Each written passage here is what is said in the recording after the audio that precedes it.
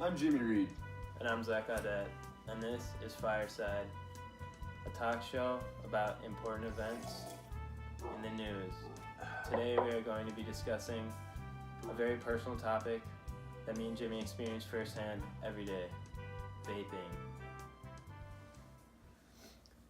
Well, the first concept of the e-cigarette came during the year of 1927, but didn't fully take off until 1963.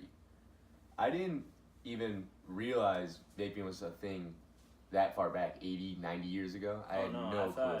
I thought for sure it was an early 2000 thing, and it's really surprising actually that they even had the concept of that, because at the time smoking was pretty new, so yeah, and everyone smoked. Yeah, and they didn't really have general knowledge about how harmful it was for you, and so that was pretty surprising. But come 1967, that was when the first e-cigarette was actually patented, and it was originally like the original e-cigarettes. It looked like a cigarette. It smoked like it. Well, it didn't smoke. It had flavor in it, like a cigarette, and it was pretty much identical to a cigarette, beside the fact that you weren't smoking tobacco. So that point, that's when it wasn't a problem. That's when it was actually doing its intended purpose. Yeah, and the intended purpose when it was created was to help people quit traditional cigarettes and get away from the tobacco, get away from the harmful chemicals within the cigarette.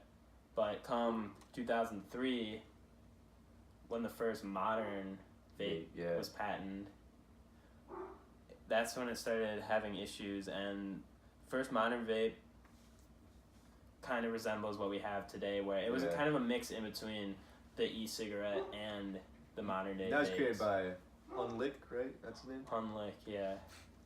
So we have that, and then we have the traditional cigarettes, the e-cigarette, and then the vaporizers, which is kind of what we have today. And in 2006, the cartomizer was created, which is what we see now today. That's what changed the whole game. That changed the game, because now we have the ease of access. We have the refillable pods where you don't even have to buy a new device. We have the fun with it, the clouds, the vaping. The vaping, the flavors. The tricks. This is when it all started. So 2006 was kind of the gateway, if you will, to this modern era of vaping, which is problematic. That was the big problem. The thing that is, you can refill it now, because the e-cig, when they first made it, it was like a cigarette. Yeah, it was a one-time thing. Use, and then you buy it, you throw it away. Then you buy more. Yeah, so it's kind of like smoking, where it's a big investment, and now we see today where it's still an investment, but it's just a one-time thing. And it's much more affordable. Oh yeah. It's not nearly as expensive as smoking traditional cigarettes, which I think is also a big reason why it's a big problem today, because kids don't have a lot of money.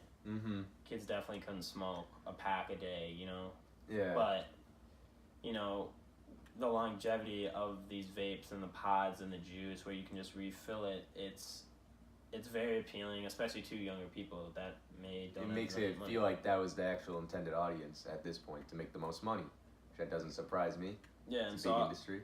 I want to go over some pros and cons. So starting with the pros, I think the original purpose of the e-cigarette and the vaporizer they had good intentions, where it's going from a person that's struggling with quitting smoking, an addiction, addicted to nicotine, moving on to a less harmful substance that still has the nicotine in it, so they can slowly ease off that, and then quit the e-cig too. The e-cig. So it was kind of just like a step in between the two, to help people to not make it such a drastic jump like it used to be, where you kind of just dead out quit. And another pro for it, the smell of vape, it doesn't harm the nostrils. So it's more appealing. It doesn't. It's more appealing, and I mean, it's healthy, but we still don't know the long-term effects, but we know for sure that it is healthier than smoking a traditional cigarette. We know there are 4 big ingredients, nicotine, flavoring, vegetable glycerin, and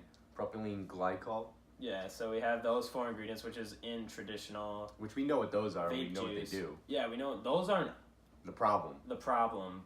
Nicotine is still harmful, especially other chemicals. With today, which this goes into a con to, the amount of nicotine they're putting in. It keeps going up. E-cigarettes, it keeps going up. I mean, if we look at Juul, one of the more popular vapes, which has been in the news all over. Mhm. FDA has been cracking down on them for the flavors and stuff, which is Yeah. also a con because these flavors are appealing. To It's kids. a pro and a con Cotton because candy, fruit flavors. Yeah, that I mean- appeals to our age and younger. yeah, so we Not have really people trying to quit. that issue, but if we look at the nicotine amount, a one pod, so you get a pack of 4, and where Mhm. I work at Quick Trip, you can buy a pack of 4 for Like- $25, Yeah, and it's essentially buying 4 cartons of cigarettes because that's how much which nicotine. that's much more affordable than what a carton of cigarettes Yeah. costs. Oh yeah, way Yeah. more affordable. But the thing is, kids now are using them so fast, and they just keep using more and more because they keep using more nicotine, so they require Mhm. more to get their fix, if you will. Yeah, That they're smoking. Honestly, they're smoking a pack a day. I've seen people smoke. They vape like 1 pod a day, and that's not good. I mean, Yeah. that amount of You know, nicotine though, is poisonous. to although the there's body. no tobacco, the nicotine is poisoning. it's You still- get nicotine poisoning. There's other chemicals in that they haven't told us that we don't know Yeah, about anything the about. unregulated part, which is also That a affects your con. body too in a harmful way. Yeah, and the appeal is also a con because not only the juices appeal to younger people, but also Yeah, how easy the vapes are, how easy they are to acquire because of the age limit, that's a big issue. especially for high school. Middle school, not so much, but people still do get it in middle school. Yeah. But in high school, we have 18-year-olds, 18-year-olds. legal adults that can buy these devices legally. Yeah. And the only thing holding them back from Selling it to others is what. is really Getting in communication. trouble, yeah. But people don't really care anymore because, they could buy it, give it to someone outside of school, and then they'll bring it into school anyway. Yeah. Then that's their thing. Yeah, It's their so problem.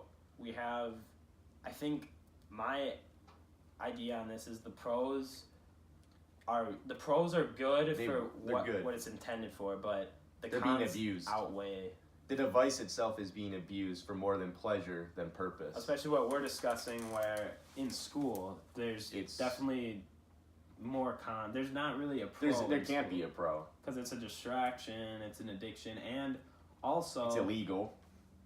yeah, and also a study that I looked at that was from Live Science. It was a study done in last year, so 2018, on Recent, 43,000 students in USA, but it was all over. High school students, right? Yeah, high school students. Actually, no, it was 8th graders, 10th graders, Okay. and 12th graders. Yeah.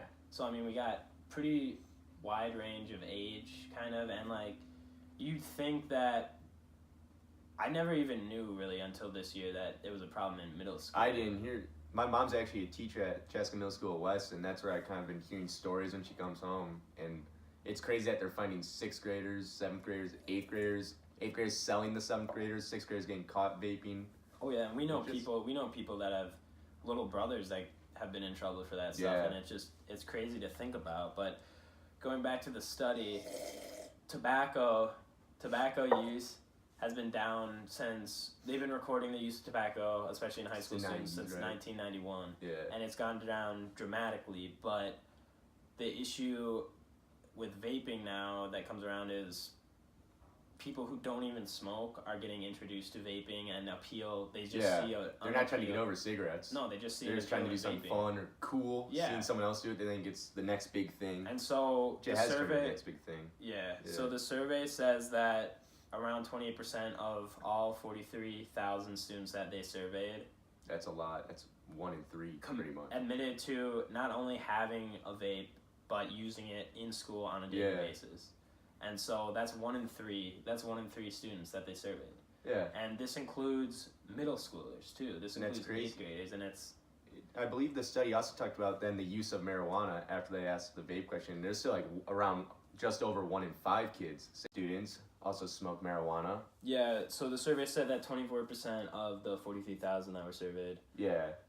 admitted to using marijuana on a daily basis, and so it's not in school, but still, the use of So yes, we do have the pro where we're not seeing use of traditional cigarettes, Yeah. tobacco use within high school students, which was a big problem, especially in the 1990s till the early 2000s. But now we have students who are not only using vapes more often that haven't even touched a cigarette, but we also have students that are using marijuana on Yeah. a daily basis because it's so easy, and you can even vaporize Marijuana. Yeah. So Yeah. we have this issue. It's making drugs a lot easier to use. A lot more used, more frequent. Yeah. And I mean, we have kids like it's discreet. That's also a big thing in school. It's discreet. It's hard to catch. Especially with new vape device pretty much like dab pens. They're not vapes, but they're designed very similar. Yeah. They vaporize the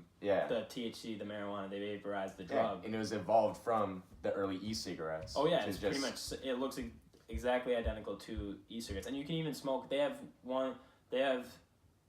vaporizers now that you can smoke juice. You can smoke juice with THC in it. You can do, it's just so it's opening up a new door for.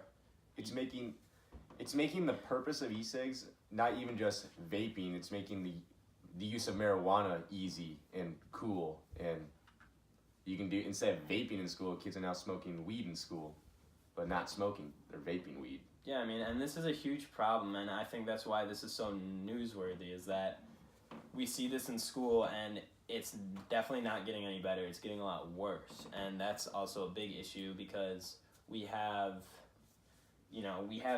teachers and counselors struggling to help kids, and they don't understand. A lot of kids don't understand how the addiction even works. They don't understand that it's a habit formed, and their brain actually changes. And that's also another thing. We're looking at after not only the physical health of these kids, now looking at the mental health of these kids, because it does affect you. It affects your emotions. It affects your thinking. It affects brain development. And I mean, there's not really a positive to using a drug like nicotine, or I mean, there's not really a positive to caffeine even besides that but there's negatives to everything, but there's a lot more negatives when it comes to vaping, especially for the younger kids. And especially in school, it makes kids uncomfortable. Like, I can speak from personal experience. I'm trying to go to the bathroom, and it's just like a group of like 10 kids vaping, and it's just like, okay. Yeah, and this is like, weird. It's weird because you never used to walk into a bathroom and everyone would just stare at you blankly and like to see like, oh, is he cool? Is he not cool? And it's like, you're not gonna tell on anyone, but it's just like a weird feeling. It's like, it's just a weird feeling because it's like, do you really need to do that now? Yeah, and it almost makes you not really want to go to the bathroom. I mean, I still go, but it's just like, it's kind of weird. Everyone's staring at me too. It's weird. The lack of privacy was already there in public bathrooms, but now it's completely, it's just there's always people, and I mean, it's hard to even help these kids because it's so discreet. Yeah. And so the news, I mean, if we focus the news around this, if we make people more aware of what they look like, what it smells like, how it functions. They have been trying. Like, I know there's like conferences with teachers, like what is a Juul, what everything is. Yeah. There is, but it's also very innovative. Like, now there's more new devices. Like, they're only learning what was... Oh, they're coming out with new devices They're learning every like week. 3 years ago stuff. Like, the Juul, that's been a thing for 4 years. Yeah. It's just gotten really big the last couple years, but now there's so many more devices that are so unrecognizable. Like, they all look very similar, but they're not. Yeah, one of the major issues too, I mean, it keeps every year, from what I've seen and from the studies, it keeps getting it keeps getting younger and younger how many people use it on a daily basis, and even the fact now younger kids, more users, this is crazy. Yeah, and there's a story on Care 11 where middle school, they're finding 12-year-olds with vapes. I know. That say they're using it every day, and I mean, that's just, so if we can spread it around the news, if we can make people more aware, and the FDA can then crack down better on it to restrict it, to make it not as accessible but also not as appealing to younger kids. Mm-hmm. And we can do that through the news, so that's why I think that this is a start. It's a good topic. They've started, with the removing of certain Juul flavors. Now you can only get mint, but there needs to be more. There needs to be more awareness, more laws, more restrictions. I feel one of the biggest ways to deal with this is if we raise the age limit to 21, just like alcohol. It would just make the selling and use in high school so much more difficult. Because what 14-year-old knows a 21-year-old? Yeah, I mean, there's going to be cases all the time. I mean, no matter how old you raise siblings, cousins. It's whatever. But the majority of the people wouldn't then be able to access it, or at least as easy, which would deter them. Yeah. And I think that, I mean, I see it when I work, you know, kids even from, and they're doing that now where it's a citywide decision now where you can decide, you know, like in Eden Prairie, I have kids come, excuse me, I have kids come from Eden Prairie that come to buy Juul pods and e-cigs because they can't in Eden Prairie anymore because they raised the price. They raised the age limit to 21. But isn't it crazy that they can just drive 10 minutes Yeah. and then go get them somewhere where it is legal? I think until it's on a nationwide scale, it's not really going to be detoured. I mean, even a statewide, that'd be a start. Yeah, that'd be a start. But I think it's hard. Yeah, I think it just has a long way to go. And I mean, the FDA is cracking down on the flavors, which is one of the major issues. But I think still the level of nicotine, I think they need to regulate that more. I think they need to lower that. They need to regulate what goes in the juice. Flavors. Yeah, they gotta make it less. They gotta make it less appealing to kids.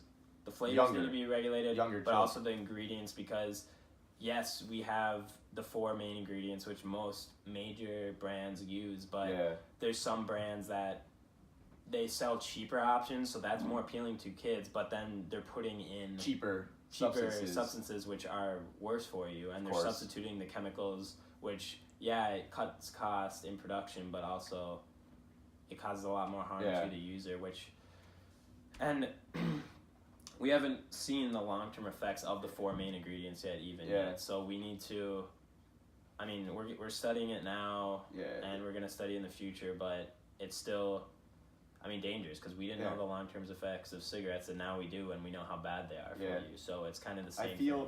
I feel the intended purpose is good, but you know it's being abused. If we can get back on the right track, maybe make it far less appealing to kids under 18, and for people who have never smoked cigarettes, it could be used for good. But ultimately, it's not good, and it's very bad in our high schools today. Yeah, so I mean, in conclusion, my opinion is that I agree with you in saying that the intention of the e-cigarette, especially when it was created, was good. Yeah.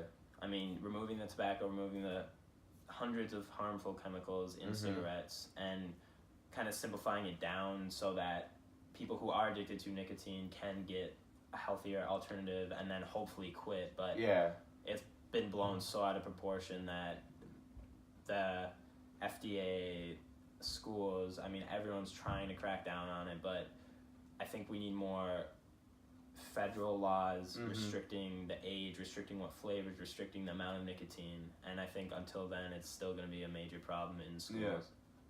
So that concludes our talk show. This has been Fireside. I hope you enjoyed. I'm Jimmy Reid. And I'm Zach Audette.